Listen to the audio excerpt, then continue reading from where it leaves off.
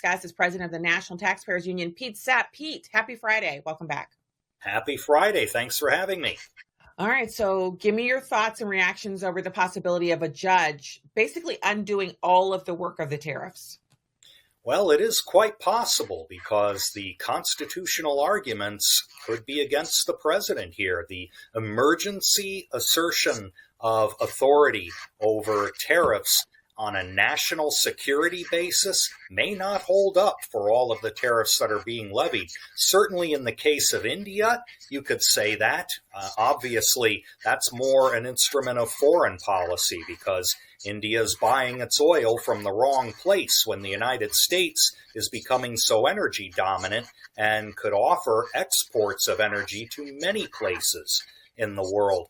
Others, well, the justification may not be there. On steel, for example, we're talking about a national security tariff being levied there. Well, only 20% of our steel is coming in from abroad anyway, and steel-using industries like GM recently reported a $1 billion loss because of the tariffs. Daimler Truck said they're laying off about 2,000 people because of the tariffs. So we do, as you say, have to be selective here and watch for those big bumps in the road because those are self-defeating on the way to the zero tariff, zero subsidy, zero trade barrier regime that President Trump rightly wants. Now, the new tariffs that were announced yesterday actually have caused some consternation. One of our partners in my non-for-profit, we are kind of going over the impact to us, and it is significant. And so I'm not speaking from a position of being untouched by this. It doesn't bias me for or against the tariffs. I understand in a remodeling of anything, there's going to be rough patches and usually things that go wrong. I mean, setbacks. And in fact, the remodeling analogy is actually pretty good because cost overruns and things not going the way they're supposed to during a remodel is pretty standard. But how do we like level our expectations on this? Because we don't want wild, crazy, just, hey, here's a tariff, there's a tariff, everywhere a tariff. But we also have to acknowledge that we're bringing more money into the Treasury and that our trading partners are responding by opening up their markets. Not everyone, but some pretty big deals so far. What's the proper way to look at this? Well, it's usually the philosophy I take when I shout loud enough and I say, now that I have your attention, let's talk a little more rationally here. And I think that's what has to go on.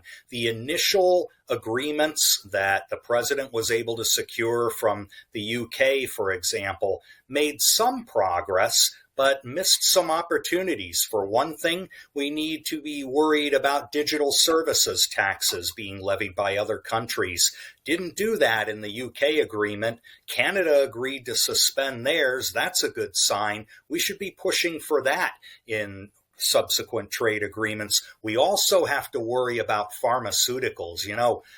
Other countries that are very wealthy around the world, specifically in Europe and in Asia, pay about 30% of the price for U.S.-made drugs that we do here in the U.S. That is due to awful policies against intellectual property, taxes, things called compulsory licensing. Those barriers have got to be brought down. That's the next negotiating tactic because you not only get those countries to pay a fairer share of drug development, you end up lowering or controlling costs for consumers in this country. That would be a smart approach.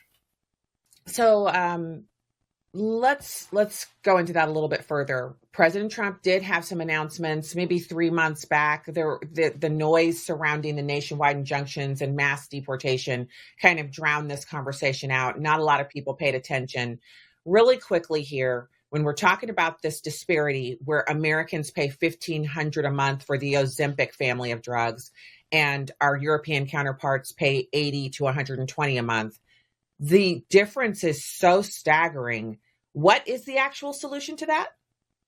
First of all, again, through trade agreements, we've got to negotiate better deals to drop these barriers like compulsory licensing, IP theft, taxes on U.S. pharmaceuticals.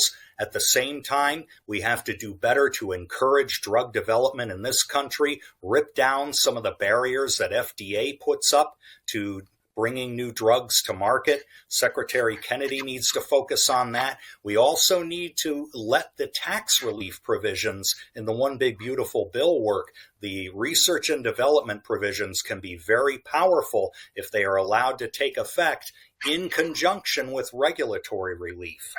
Very important. Regulatory relief. When I hear you say it, it sounds like honestly, Pete, it sounds like a pipe dream. Regulation here in this country has become a drug of choice for bureaucrats, and they love it so much that we've seen during President Trump's term, he reduced, I think it was 3 regulations for every new one they implemented. And President Biden came in and simply reapplied all of those regulations in one executive order. It's just, it's a drug. I can't even begin to imagine the beauty of what you just described. Pete Sepp, thank you so much for coming on @IntoYou on X. Have a great weekend. You do the same. Take care. All right. We always need more